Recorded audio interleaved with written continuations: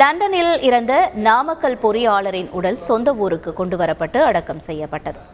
நாமக்கல் மாவட்டம் பெரியகவுண்டம்பட்டியைச் சேர்ந்த முதுகலை பொறியியல் பட்டதாரி நவீனின் மனைவி உமா ஓராண்டிற்கு முன்பு மேற்படிப்பிற்காக லண்டன் சென்றார்.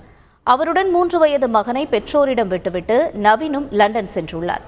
இருவரும் அங்குள்ள சூப்பர் மார்க்கெட்டில் பணிபுரிந்து வந்த நிலையில் கடந்த மாதம் 19ஆம் தேதி லண்டனில் வீட்டில் உறங்கிக் கொண்டிருந்த நவீன் திடீரென மாரடைப்பால் இறந்ததாக கூறப்படுகிறது. இதுகுறித்து நவீனின் மனைவி உமா ஊரில் உள்ள குடும்பத்தினருக்கு தகவல் தெரிவித்தார். மேலும் இதனையடுத்து நவீனின் உடலை சொந்த ஊருக்கு கொண்டுவர உதவுமாறு நாமக்கல் மாவட்ட நிர்வாகத்திற்கு குடும்பத்தினர் கோரிக்கை வைத்திருந்தனர்.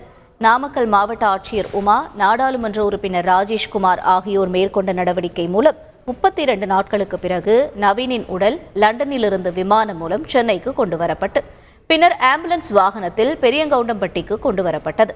அங்கு நவீனின் உடலுக்கு உறவினர்கள், மாவட்ட ஆட்சியர் உமா, சட்டமன்ற உறுப்பினர் ராமலிங்கம் ஆகியோர் அஞ்சலி செலுத்தினார்கள். பின்னர் நவீனின் உடல் சொந்த ஊரில் அடக்கம் செய்யப்பட்டது. செய்திகளை உடனுக்குடன் தெரிந்து கொள்ள உடனே சப்ஸ்கிரைப் பண்ணுங்க.